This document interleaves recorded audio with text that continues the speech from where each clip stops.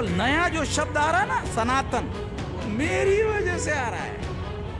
ब्राह्मण इधर ही रह सकता है मगर इंसान का सपूत बनकर रह सकता है, नहीं तो कुत्ते की पूंछ जैसे टेढ़ी होती है, अगर उसी तरह से टेढ़ी पूंछ लगा करके अगर तुम रहना चाहोगे तो फिर तो दिक्कत खड़ी होगी।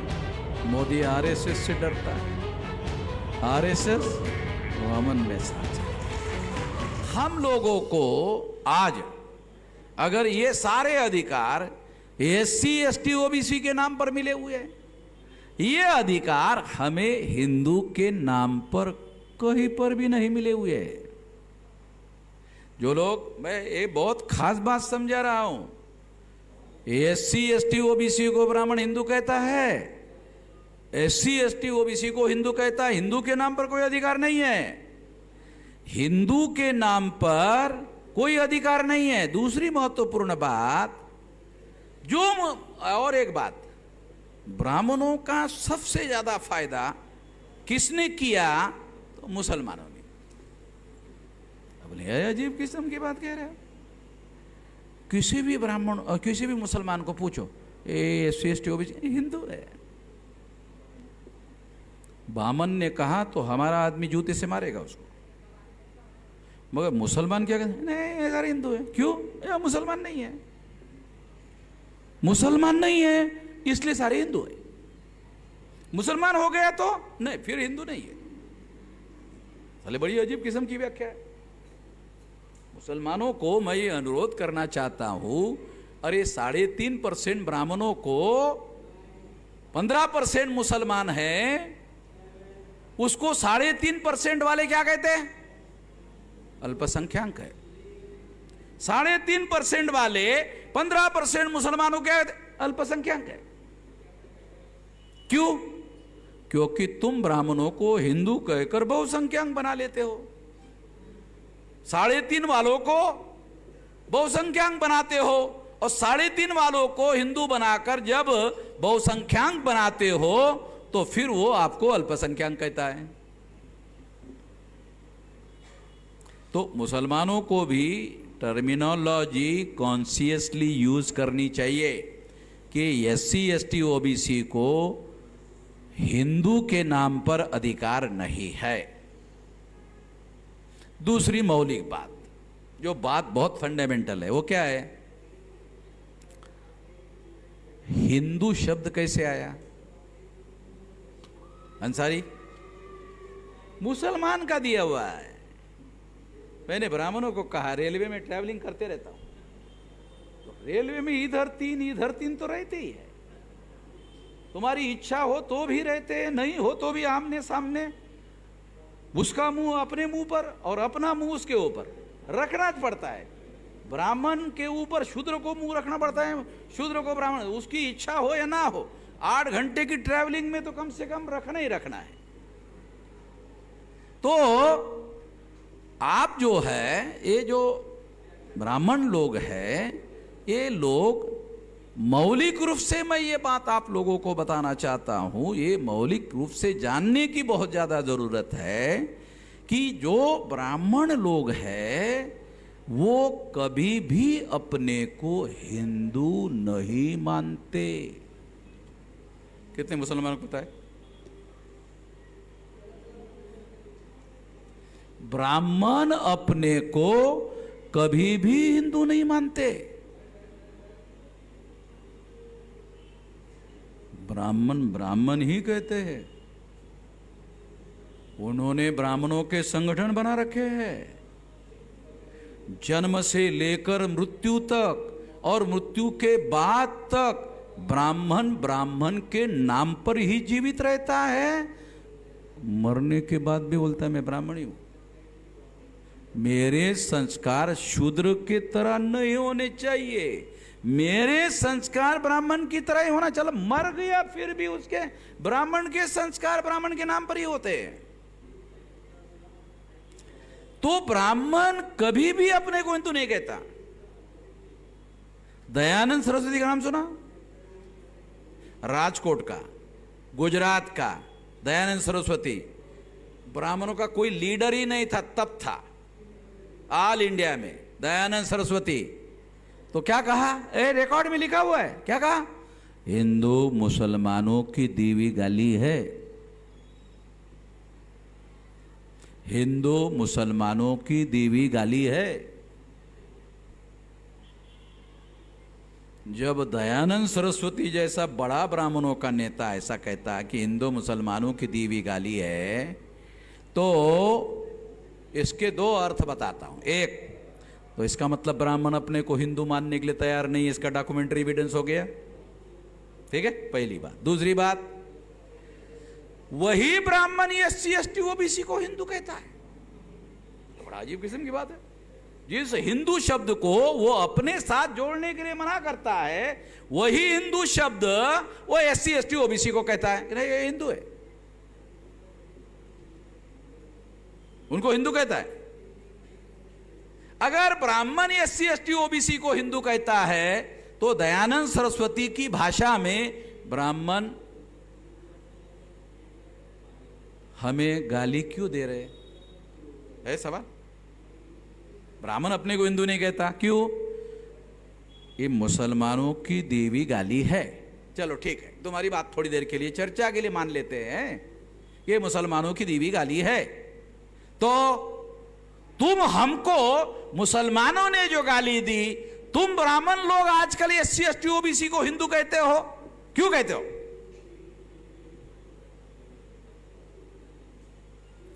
मैंने 2-4 वीडियो बनाया है, कामड़े संकेत कांगड़े को मालूम है और लोगों को मालूम, 2-4 वीडियो बनाए इस विषय पर, बहुत खास बात बतलाओ मौलाना। जब बनाया तो ब्राह्मणों ने कहा अरे साले तो पकड़ लिया वामन मेश्राम ने, हिंदू कहेंगे तो हिंदू की मुसलमानी दी हुई गाली है, अगर ये कहेंगे तो एससी एसटी ओबीसी के लोग साले जूता मारेंगे, तो क्या करें क्या करें। उनको ये संकट खड़ा हो गया, तो उन्होंने इसका रास्ता निकाला।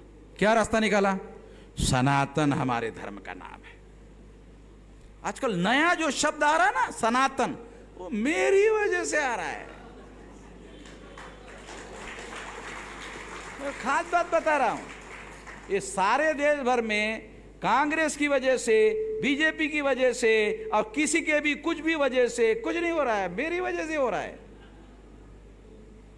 ये सामान्य नहीं बात, ये सारा देश में जो विश्लेषण हो रहा है उसमें बदलने का काम हम कर रहे हैं।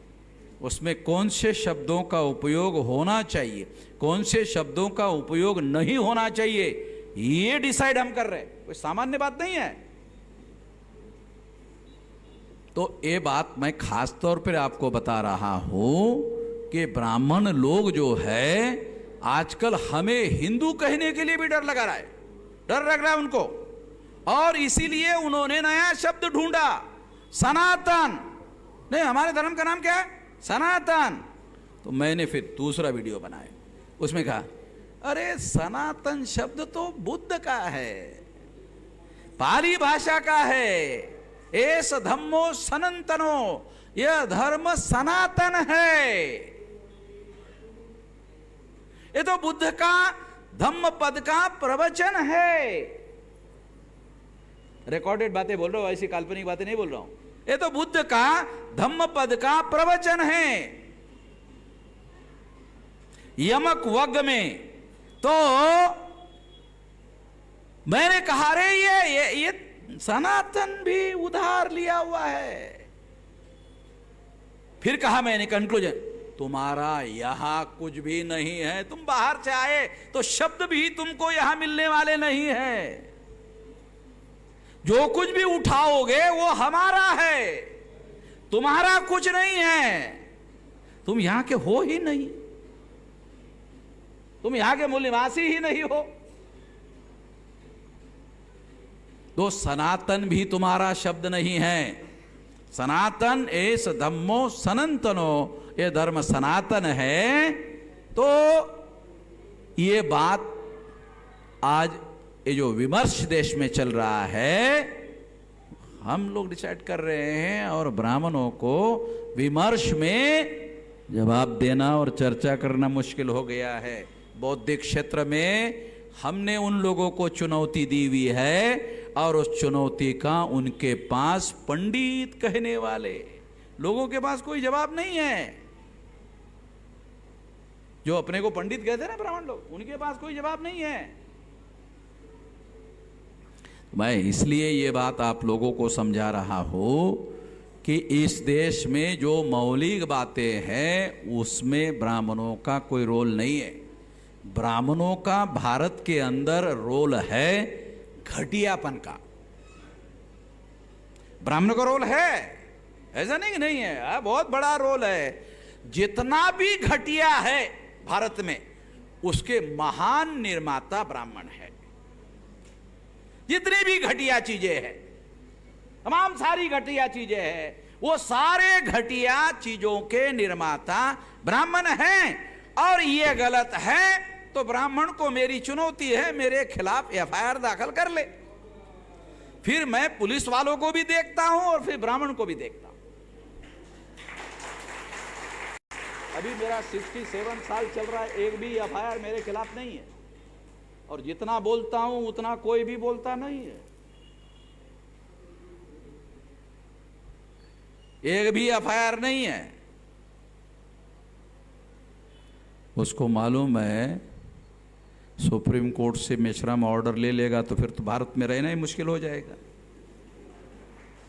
तो वामन मेश्राम एक अकेले आदमी को हमारी मूर्खता का पता चला, बाकी तो 99.99% लोग तो है ऐसे ही। उन लोगों को तो पता नहीं, वामन मेश्राम महीने में 2 महीने में एक आध बार बोल देता है। बोलने दो, एक आदमी को समझ में आ गया हमारा सारा साजिश, हमारा सारा षड्यंत्र, बाकी को तो कुछ समझ में नहीं आ रहा है। और फिर 2-3 घंटे के लिए उसके लोग सुनते हैं, फिर घर में जाके अपने काम धंधे में लग जाते हैं और महीने 2 महीने में फिर भूल जाते हैं। फिर 3-4 महीने के बाद फिर वामन मेश्राम कार्यक्रम करेगा तो रिफ्रेशमेंट कोर्स चलाएगा तो याद आएगा, रिफ्रेशमेंट कोर्स नहीं चलाएगा तो फिर हमेशा के लिए भूल जाएगा। जो तमाम बातें हैं ये कोई ऐसी बातें मैं किताबी नहीं कह रहा हूं, ये एकदम व्यावहारिक जीवन में जो हो रहा है, जैसे हो रहा है उसका व्यावहारिक रिफ्लेक्शन मेरे बोलने में आ रहा है। जो स्थिति है वो बता रहा हूं। इसलिए हम इस बात को आगे बढ़ाने के लिए ध्येयवाद को लेकर आगे बढ़ना होगा। हमें अपना ध्येयवाद किसी संदर्भ में लेकर चलना है। हमारे महापुरुषों ने बताया हुआ रास्ता है, आजमाया हुआ रास्ता है, साबित किया हुआ रास्ता है। उनके आंदोलन की बदौलत ही हम लोगों को अधिकार मिले। कॉन्स्टिट्यूशन में हमको रिकॉग्नाइजेशन मिला, रिकॉग्नाइजेशन की वजह से राइट मिला और राइट की वजह से हम लोगों को कुछ मिल रहा है। ये कोई काल्पनिक बातें तो है नहीं। इसलिए हम लोगों को ये सारी बातें संदर्भ के साथ समझकर आगे बढ़ना होगा। हमें अपने महापुरुषों का आंदोलन, जिसकी बदौलत हम लोगों को सारे हक और अधिकार मिले, उस आंदोलन को आगे बढ़ाना होगा। यही मुख्य विषय यहां पर है। इस आंदोलन को आगे बढ़ाना होगा। इस आंदोलन को आगे बढ़ाने के लिए मैं अपने जीवन में 18 साल कुछ महीने की मेरी उम्र थी, क्योंकि हमारे देश में 18 साल के बाद नौकरी लग जाती है, तो मैं प्रथम श्रेणी का स्टूडेंट था। इस वजह से मुझे बगैर किसी इंटरव्यू के सेंट्रल गवर्नमेंट में जॉब मिला। और जॉब मिलने के बाद जिस सेक्शन में मैं वहां काम करने के लिए गया वहां पहले से एक बमसेप का आदमी था। और सेक्शन सुपरवाइजर ने कहा कि यह आदमी वामन मेश्राम को तुम ट्रेनिंग दो। वो बमसेप का आदमी था।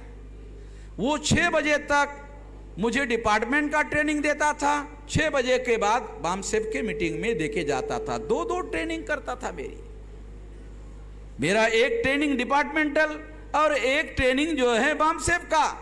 पहले ही दिन वो बमसेप के मीटिंग में लेके गए और उस दिन से नौकरी में ज्वाइन हुआ। उसी दिन से मैं बमसेप में एंट्री किया और फिर एंट्री करने के बाद सबको पीछे छोड़ के राष्ट्रीय अध्यक्ष बन गया। ऐसे ही नहीं बना, जबरदस्ती नहीं बना, इसके लिए मैंने जिंदगी लगा दिया, तमाम साल लगा दिया, सारी जिंदगी के तमाम जवानी के सारे साल लगा दिया। और आज आप सुनकर हैरान हो जाओगे, 32 राज्यों में 625 जिलों में संगठन फैला हुआ है। तमाम यहां महाराष्ट्र में नेता कहने वाले लोग और अखबार वाले उनको राष्ट्रीय नेता भी कहते रहते हैं, बाहर कोई कुत्ता नहीं पूछता।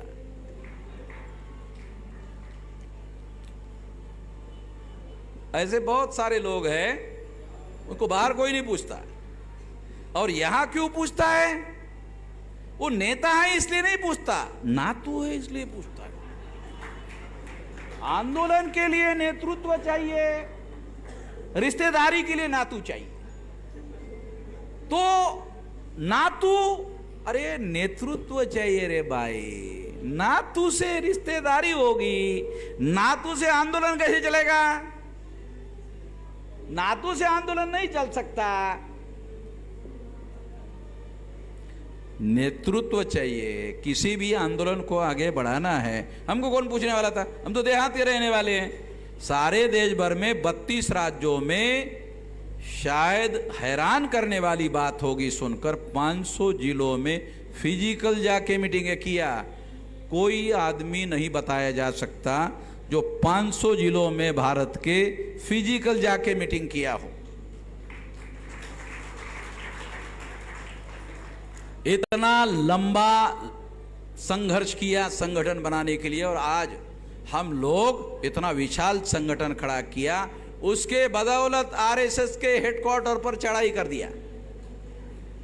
लोग अभी भी सोचे ही रहे हैं, आरएसएस के विरोध में बोलते रहते हैं, बोलते रहते हैं, बोलते रहते हैं, बोलते रहते हैं। अरे हम उधर जाके चढ़ाई करके वापस आ गए।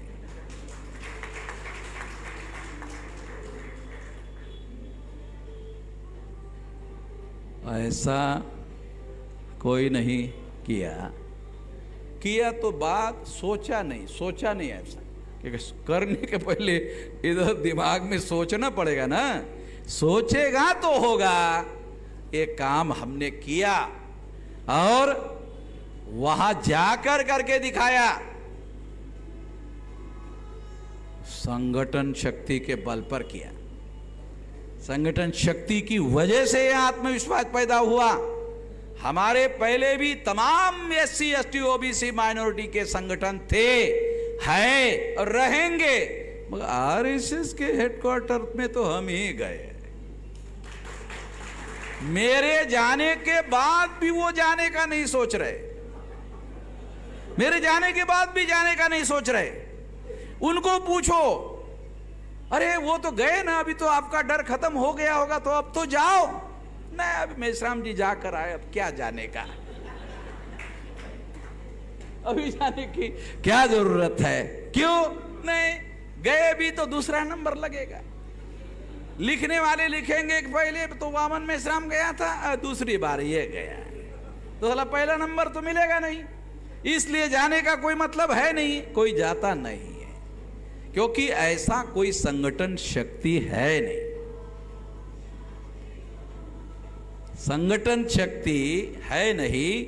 हमारे देश भर में संगठन है, ट्रेंड कैडर है, और उनको बोलने के लिए कहा जाए तो घंटा भर हमारा कार्यकर्ता जिले में बोल सकता है और किसी के साथ भी बातचीत कर सकता है, डायलॉग कर सकता है, वो ट्रेंड है। और बहुत सारे तथ्य जो है बता सकता है, क्योंकि हमने उसको इस काम के लिए तैयार किया, ट्रेन किया। इतना लंबा समय लगाकर इतना बड़ा राष्ट्रीय स्तर का संगठन खड़ा किया। आज ये संगठन शक्ति हमारी इतनी बड़ी शक्ति है, और 2030 के बाद 30 तक ये 6 लाख गांव का आंदोलन खड़ा हो जाएगा, और 30 के बाद इतना विशाल आंदोलन खड़ा होगा कि 6 लाख गांव के लोग सड़कों पर उतर जाएंगे। तो पंडित लोगों को ऐसा लगेगा कि अरे हम कहां जाए, हम कहां जाए। तो आपको कहीं जाने की जरूरत नहीं है, इधर ही रह सकते हो, मगर इंसान का सपूत बनकर रह सकते हो। ब्राह्मण इधर ही रह सकता है, मगर इंसान का सपूत बनकर रह सकता है।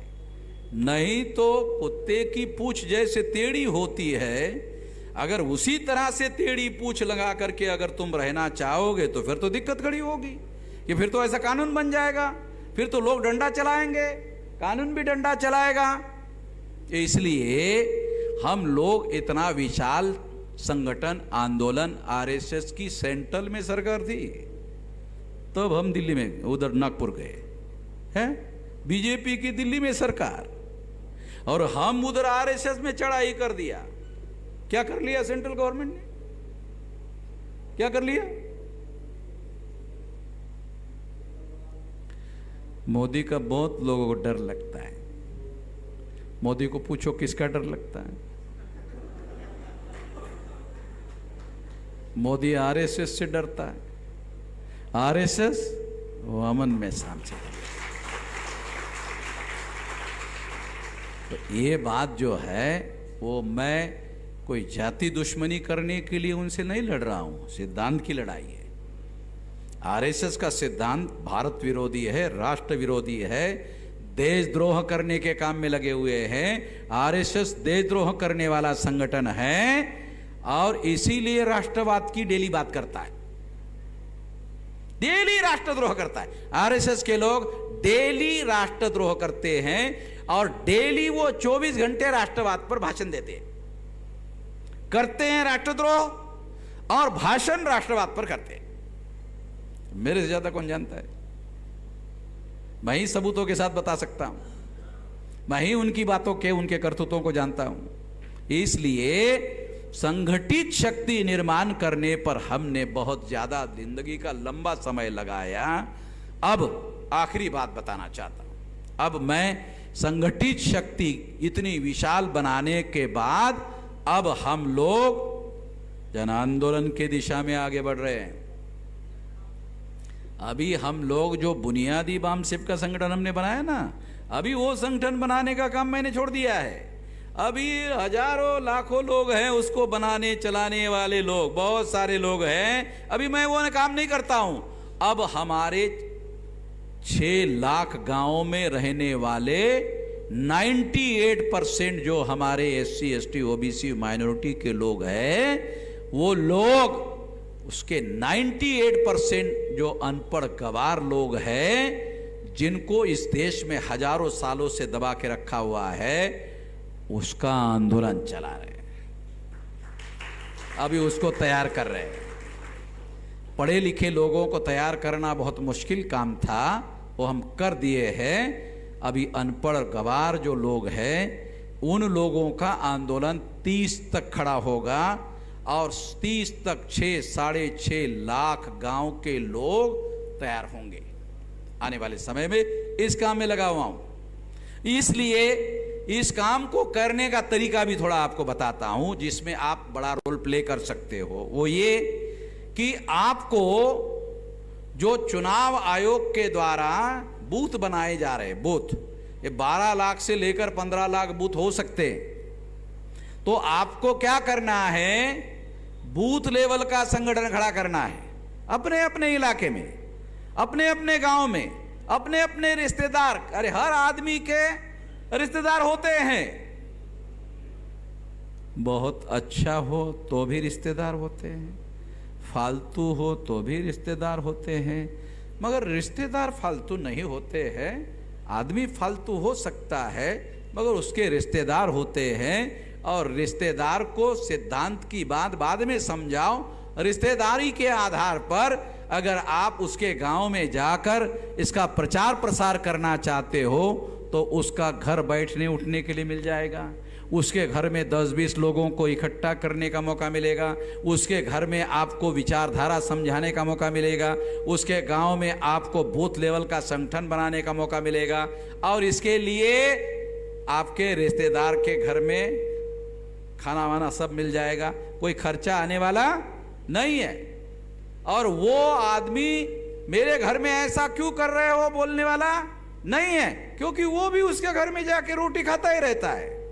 तो इसलिए ये काम आप बहुत आसानी से कर सकते हैं। जो आसानी से कर सकते हैं वो बता रहा हूं, जो मुश्किलों से करने का काम है वो मेरे ऊपर छोड़ दो, जो कठिन काम है वो मेरे ऊपर छोड़ दो। और ये दिमाग में धारणा, अरे वामन मेश्राम कर लेगा, कठिन है वो वामन मेश्राम करेगा। आपको छोटा काम बता रहा हूं, गांव में, देहात में, तहसील में जाकर बूथ लेवल का संगठन खड़ा करो। 12-15 लाख के लगभग बूथ लेवल का संगठन खड़ा हो सकता है। और एक बूथ में schedule caste, most backward schedule caste, extreme backward schedule caste, schedule tribe, nomadic tribe, OBC, MBC, मुस्लिम, सिख, ईसाई, बुद्धिस्ट, जैन, लिंगायत, लगभग 14-15 सोशल ग्रुप, उसके सामाजिक ग्रुप बनाओ तो ऐसा लगभग 2-2.25 करोड़ ग्रुप बन जाएंगे देश में। ये 30 तक बनाए जा सकते हैं। इसमें इतना विशाल संगठन हमने बना दिया है, लाखों लोग हैं ऑलरेडी, उनसे ये काम करना है। आपको 12 से 15 लाख काम नहीं कर, ग्रुप नहीं बनाने हैं आपको, आपको ये नहीं बनाने हैं, आपको अपने जिले का बनाना है। 15 लाख अमन मेश्राम को बनाना है। आपको आपके जिलों का, आपके तहसील का, आपके बस्ती का, आपको अपने अपने इलाके का करना है। अपने इलाके की रिस्पॉन्सिबिलिटी पूरी करो, इतना करो आप। अगर आप इतना करते हो, आपको समझाने के लिए दिक्कत आती है, अपने इलाके के वामसेप के कार्यकर्ता को, भारत मुक्ति मोर्चा के कार्यकर्ता को, बहुजन क्रांति मोर्चा के कार्यकर्ता को बुलाओ। 10 लोगों को हमने इकट्ठा कर लिया है, आप वहां आकर के अपनी बात समझाओ, ऐसा करो। ये अगर आपने कर लिया, ज्यादा दिन नहीं है, 30, 24, 25, 26, 27, 28, 29, 30, 7 साल। अगर कोई बुढ़ा आदमी है तो ये मेरी सुनने के बाद नहीं मरेगा, बोलेगा 7 साल, चलो ठीक है, नहीं मरता हूं, देखता हूं। क्योंकि अब आप लोगों को मजाक लगेगा, मजाक नहीं। जब कोई आदमी डेथ बेड पर रहता है ना, तो रिश्तेदार को कहता है क्या, आखिरी बार बेटे का मुंह देखना चाहता हूं। वो तो दिल्ली में कैसे आएगा, नहीं ये एक बार देखना ही चाहता हूं, आखिरी बार। तो उसको बुलाते, आने के लिए 1-2 दिन लग जाते हैं, तब तक जाने ही नहीं देता, अंदर ही रख लेता है प्राण। रोकता कि नहीं रोकता, मालूम है? जाने नहीं देता, रोकता है। वो आते हैं, देखता है,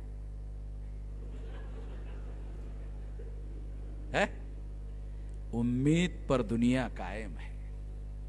उम्मीद होती है ना, उम्मीद होती है। निराशा है, आदमी चला जाएगा। उम्मीद है, अरे है उम्मीद है, हो सकता है, हो सकता है, हो सकता है। हाँ, इससे उम्मीद पर दुनिया कायम है।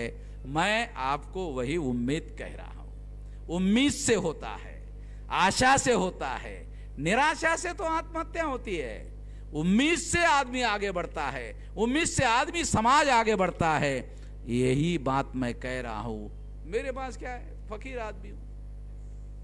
ये जो पैंट है ये भी दिया हुआ है लोगों का, ये शर्ट भी लोगों का दिया हुआ है, लोग देते हैं, वही मैं तो फकीर आदमी हूं ना, मेरे को तो लोग देते रहते हैं, मैं उतना ही पहनता हूं, उतना ही रखता हूं। तो इसलिए मैं आपको बता रहा हूं, जो है वो बता रहा हूं। तो इसलिए मुझे किसी प्रकार का कोई दिक्कत नहीं होता है। इसी तरह से अगर आप समाज में काम करो तो लोग आपको अपने सर पर बिठाते हैं। लोगों का काम करो तो सच्चाई से, ईमानदारी से, किसी मकसद के लिए काम करो तो आपको लोग साथ देंगे। नहीं, लोग साथ नहीं देते हैं, साथ देंगे, मेरा यकीन है। मुझे लोगों को जितना कहता हूं देते हैं। अब इन लोगों को मैंने 1 लाख देने के लिए कहा, 2 दिया। मैंने कहा ठीक है, आप देते तो मैं ले लेता हूं। मैंने 1 ही बोला था, आपने 2 दे दिया, तो मेरे को लेने को क्या लगता? इसके अलावा किसी का 500 दिया, किसी का 1000 दिया, किसी का 3000 दिया, किसी का 10,000 दिया, वो अलग है। तो इसलिए मैं ये कहता हूं कि ये आंदोलन चला है, मुझे वो पैसे में कोई इंटरेस्ट नहीं है। वो जो पैसा है आंदोलन के लिए लोग देते हैं, वो पैसे में मुझे कोई इंटरेस्ट ही नहीं है। हम इस देश में बदलाव लाना चाहते हैं, उस बदलाव में हमारा इंटरेस्ट है, और किसी बात में कोई इंटरेस्ट नहीं है। बदलाव में, परिवर्तन में हमारा इंटरेस्ट है, और उसके लिए जो संगठित शक्ति हमने निर्माण की, उस संगठित शक्ति का बहुत लंबा समय नहीं है, केवल 7 साल में 6 लाख गांव का संगठन खड़ा हो जाएगा, और ऐसी मेजर एक्शन होगी जैसे 9 अगस्त 1942 को गांधी ने अंग्रेजों को कहा था चले जाओ। है ये तो याद है, ये तो 2000 साल का नहीं है, ये तो अभी का है, 9 अगस्त 1942 का है, बहुत 2000 साल पहले का नहीं है, अभी का है, ज्यादा पुराना नहीं है, अभी 100 साल भी पूरे नहीं हुए हैं। तो अंग्रेजों को जाना पड़ा, तो उसका कारण था अंग्रेजों के बारे में ब्राह्मणों ने लोगों को बता दिया विदेशी है। ब्राह्मणों के बारे में अभी लोगों को पूरा पता नहीं है, जिस दिन पता चल जाएगा लोगों को, ब्राह्मणों को पता है। ब्राह्मण जब अपने बेटे को अमेरिका यूरोप में भेजते हैं ना, तो क्या बोलता है मालूम? बेटा वापस मत आना, अब जा रहे हो वापस मत आना, हो सके हमें भी बुला ले। ब्राह्मण लोग अपने बेटे को जो अमेरिका में पढ़ने के लिए भेजते हैं, उधर उनको भेजते। तो ये देख रही है, बहुत ब्राह्मण चले गए अमेरिका में, यूरोप में। अभी अमेरिका ने पाबंदी लगाई, ब्राह्मण को पाबंदी, इधर नहीं आ सकते, क्योंकि उनको मालूम हो अरे तो घटिया माल साला उधर आ रहा है।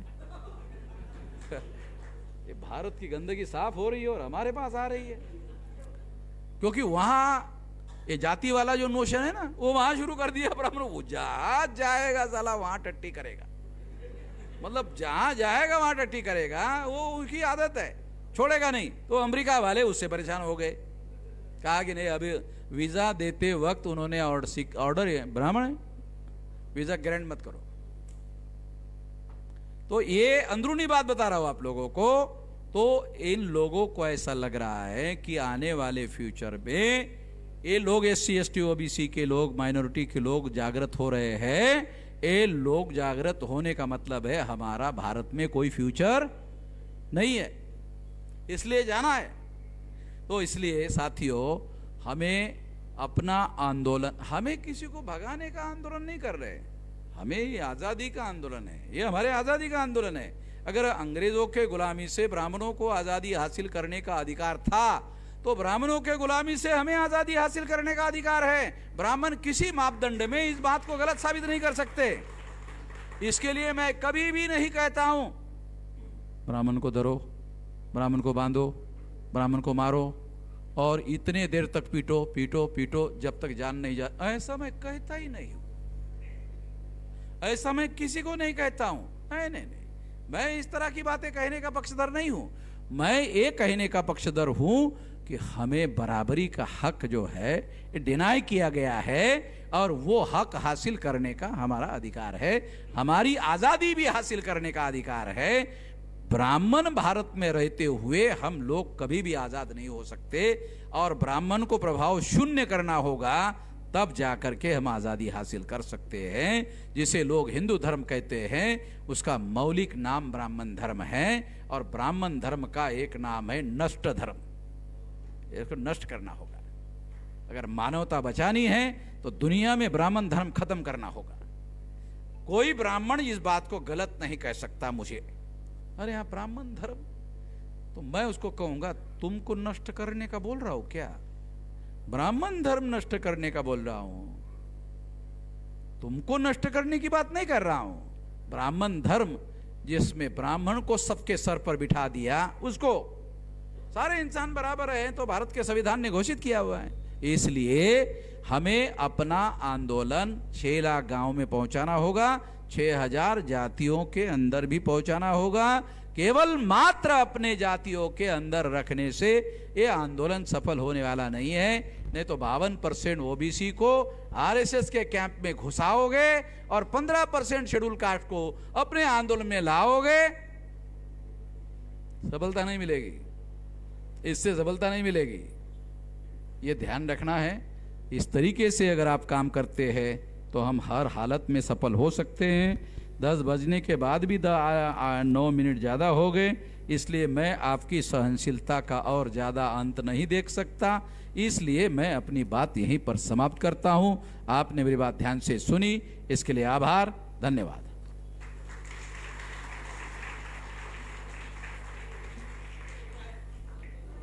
धन्यवाद सर, बहुत ही महत्वपूर्ण जानकारी आपने दी, इसलिए आपका आभार।